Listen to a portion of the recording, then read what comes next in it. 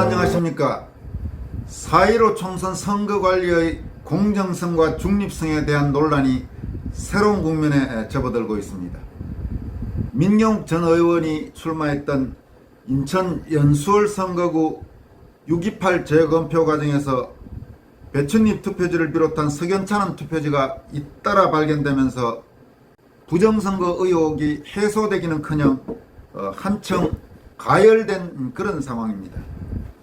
이와 관련해 이번 재검표 과정에서 밝혀진 의혹이 의견 광고 형태로 오늘 조선일보에 실렸습니다.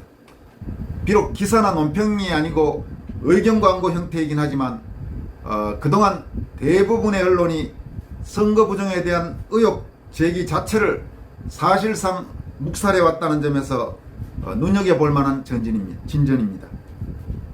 또 문화일보 계열 디지털타임스에는 부정선거 논란 사실과 증거만이 말한다는 제목의 기명 칼럼이 실렸습니다. 우인호 디지털타임스 전략기획국장이 쓴 이 칼럼은 부정선거 논란 관련해 어느 쪽에 기울지는 않으면서도 사실과 증거를 통한 실체적 진실 발견을 촉구하고 있다는 점에서 주목됩니다. 이런 가운데 대전지검장 재직 당시 문재인 정권의 무리한 탈원전 정책에 끼워 맞추기 위해 월성원전 경제성 평가 자료를 조작한 산업통상자원부 공무원들을 구속 기소했던 이두봉 신임 인천지검장이 4.15 총선 배춧잎 투표지 등에 대한 수사에 착수한 사실도 밝혀졌습니다. 이 모두가 얼마 전과 비교하면 상당히 지금 뭔가 흐름에 변화가 있다는 사실을 보여주고 있습니다. 먼저 오늘 조선일보에 게재된 의견 광고 관련 소식입니다. 우선 이 신문의 의견 광고를 한번 보시겠습니다. 이 지금 조선일보 오피니언면입니다. 오피니언면.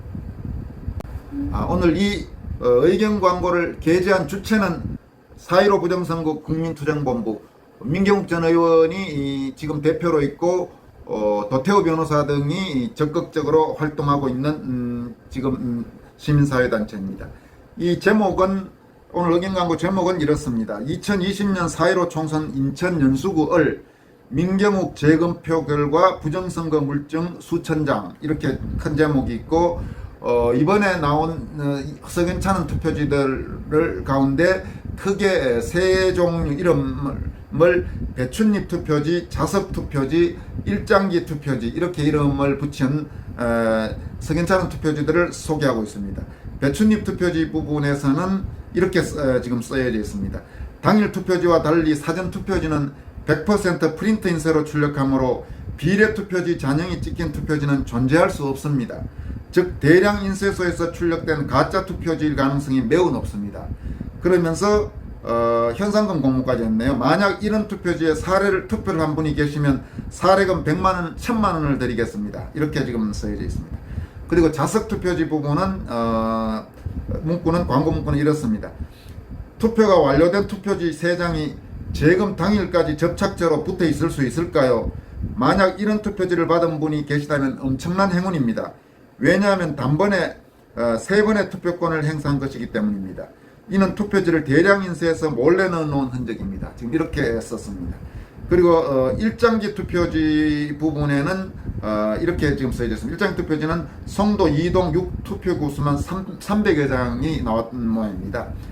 투표관리관 도장이 뭉그러져 마치 일본 국기처럼 보이는 투표지가 1000여 장 발견되었습니다. 여러분은 그런 투표용지를 바꿔서 순순히 투표하고 나오시겠습니까? 이렇게 써져 있습니다.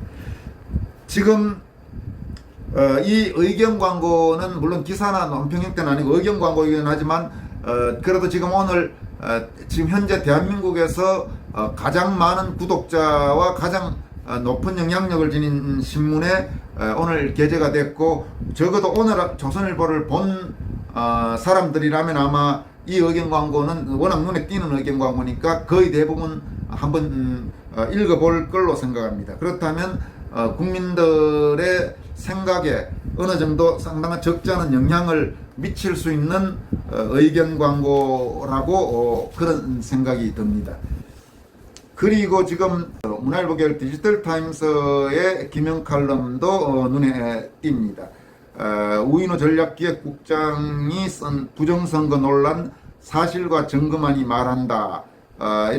이런 지금 제목이고, 지금 칼럼의 앞부분은 이 잉크젯 프린트기로 출력한 결과물과 옵셋 인쇄 결과물은 결과물을 비교하면 확연히 차이가 선명하기 때문에 바로 쉽게 알 수 있다는 내용을 쭉 이제 한 두 문단에 걸쳐서 상세하게 설명하고 있습니다. 지금 문제 이번 재검표에서 드러난 문제의 핵심이 사전투표 같은 경우는 잉크젯 프린트기로 출력을 해야 되는데 여러 가지 나온 지금 투표지들을 보면 옵셋 인쇄 결과물을 그런 가능성이 의혹이 높다. 지금 이게 지금 민경욱 전 의원이나 이 지금 국토본 쪽에서 활동하시는 분들 그리고 변호인단이 지금 제기하는 의혹에 상당히 중요한 부분인데 지금 이 칼럼은 그 잉크젯 프린트기로 출력한 거와 옵셋 인쇄는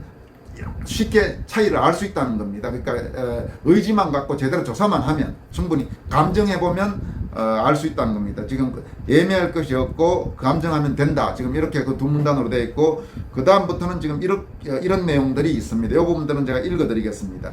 지난달 28일 선거 무효소송이 제기된 인천 연수원 재검표 원고 측은 잉크젯 프린트기로 출력되었어야 할 사전투표지가 인쇄된 것 같다. 괄호 열고 위조되었다는 이의를 제기하고 있다.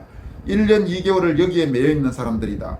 산 사람 소원 들어주는 게 그리 어려운 일은 아닐 것이다. 물론 부정선거란 말 자체가 상상하기 쉽지 않다. 믿고 싶지도 않다. 최빈국에서 선진국으로 도약한 21세기 대한민국에서 일어날 수 없는 일이다. 선거와 국민투표의 공정한 관리 및 정당에 관한 사무 처리를 헌법으로부터 부여받은 중앙선거관리위원회가 부정선거를 획책했다고? 수많은 선관위 직원들이 두 눈을 뜨고 있었는데 전국적인 부정선거가 벌어질 수 있었을까? 믿기지 않는다. 하지만 일단의 사람들이 문제를 제기하고 있다. 국회의원 선거구의 절반이 넘는 곳에서 선거 무효소송이 제기됐다. 수많은 소송이 제기됐고 당사자인 원고와 피고는 선관입니다. 피고 간의 주장과 입증 재료 등을 검토하는데 시간이 걸려서인지 훈시 규정인 6개월 내 처리를 넘겨 14개월이 지나 소송이 막 시작됐다. 늦은 만큼 철저히 규명하면 된다. 한 점 의혹도 그냥 지나쳐서는 안 될 것이다. 음모론은 진실이 하나하나 드러날 때마다 옅어진다. 멀게는 칼기 폭파 사건, 가깝게는 천안함 세월호를 둘러싼 음모론이 그렇게 희미하게 사라져갔다. 핵심은 이게 그렇게 어려운 일이 아니라는 데 있다. 앞서 언급한 출력된 사전투표지와 인쇄된 사전투표지는 확대경 하나면 해결될 수 있다. 또 인천 연수원 선거무효소송 원고 측에서 제기하는 투표 이미지 원본 파일 삭제 경위 파악도 하면 된다. 실수로 파기했던 규정에 의해 파기했던 의도적으로 파기했던 이유는 있었을 것이다. 투표지 이미지 원본 파일이 원래 저장됐던 것을 디지털 포렌식하면 복구도 가능할 것이다. 선거 무효소송의 핵심인 선거 무결성을 입증하기 위해서라도 꼭 필요한 일이다. 선거는 결코 결함이 있어서는 안 된다는 겁니다. 어찌 보면 어려운 일인지도 모르겠다. 대한민국 역사상 최초의 부정선거인 3.15 부정선거는 최초의 민주주의 혁명인 4.19 혁명 이후 과도정부 시절 검찰에 의해 기소돼 진실이 밝혀지기 시작했다. 끝맺음은 5.16 군사재판소가 맡았다. 용암처럼 폭발하는 들끓는 인심도 없고 수사를 할 수 없는 검찰도 나서지 않고 있는 상황에서 대법원이 당사자 간 주장과 한정된 입증자료만으로 진실을 결론 내리기 쉽지는 않을 듯하다. 그러나 하나 기대하는 것은 선거 무효소송은 실제 재판에서 직권주의를 폭넓게 받아들이고 있다는 점이다. 재판 절차의 주재자인 법관이 당사자의 주장과 입증자료만으로 판단하지 않고 독자적으로 증거를 수집하고 조사하는 것이 열려있다는 말이다. 소송의 이념인 실체적 진실 발견이라는 측면에서 매우 중요하다. 실체적 진실 발견이 중요하다. 부정선거가 아니어서 이를 제기한 쪽이 폭망하든 부정선거로 밝혀져 나라가 뒤집어지든 그건 다음 문제다. 이 칼럼은 디지털타임스 우인호 국장의 부정선거 논란 사실과 증거만이 말한다라는 제목의 칼럼입니다. 맞는 이야기입니다. 적어도 스스로 진실을 중시하고 특히 언론인이라면 지금 현재 가져야 될 가장 합당한 스탠스가 지금 이런 정도의 스탠스인 겁니다. 그러니까 이게 부정선거가 확실하다고 이런저런 여러 가지를 해서 제기하는 분들은 또 제기하는 분들도 있는 거죠. 또 뭐 선관위는 뭐라고 하겠죠. 그렇다면 지금 적어도 책임 있는 언론인이라면 이런 상황에서 석연찮은 점이 많기 때문에 이거를 실체적 진실 발견을 위해서 하나하나 증거와 감정을 하든 해서 다 실체적 진실을 밝혀내야 된다. 이대로 넘어가서는 안 된다. 이렇게 말하는 것이 책임 있는 언론인이고 책임 있는 지식인입니다. 여기에 무슨 어떤 자기 아집으로 어디 지금 부정선거가 있느냐 이러면서 부정선거 의혹이 있다고 주장하는 분들을 오히려 매도하고 한다면 정말로 그건 그 판단에 문제가 있는 겁니다. 그건 그래서는 안 되는 겁니다. 그리고 또 하나 지금 검찰발로도 의미 있는 흐름이 나오고 있습니다. 지금 인천지검에서 지금 시민단체 클린선거 시민행동이라는 단체가 있는 모양입니다. 이 단체는 소위 4.15 부정선거 진실규명과 가담자 처벌을 촉구해온 시민단체고, 이 시민단체가 이번 6.28 인천 연수월 재검표에서 나온 위변조 의심투표지를 검찰에 이미 고발한 단체라고 하는데, 이 단체의 옥근호 공동대표를 15일이니까 오늘이구만요.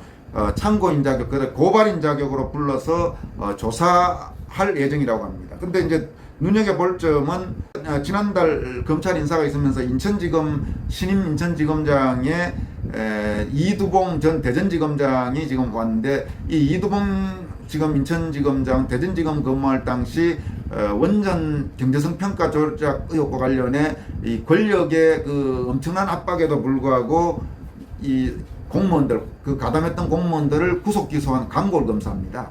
그리고 그런 것 때문에 지금 찍혀서 지금 이번에도 사실상 좌천된 식으로 인천지검에 왔는데, 그렇지만은 뭐 좌천됐든 뭐든 검사는 검사입니다. 어느 검찰청에서든 그 수사는 할 수 있는데, 이 지금 수사 의지를 밝혔다는 자체가 중요합니다. 물론 어떻게 될지는 알 수 없지만은 15일 오늘 이 오근호 공동대표 고발인 조사에는 이 인천 연수월 선거 무효소송 변호인단으로 참여했던 문수정 변호사가 지금 같이 아마 입회할 그런 예정이라고 합니다. 통상 검찰은 이제 이 고발한 사람 고발인 조사를 먼저 불러서 한 뒤에 이 수사할 혐의가 있다고 보면 수사 대상자는 뭐 당연히 선관위가 지금 되겠죠.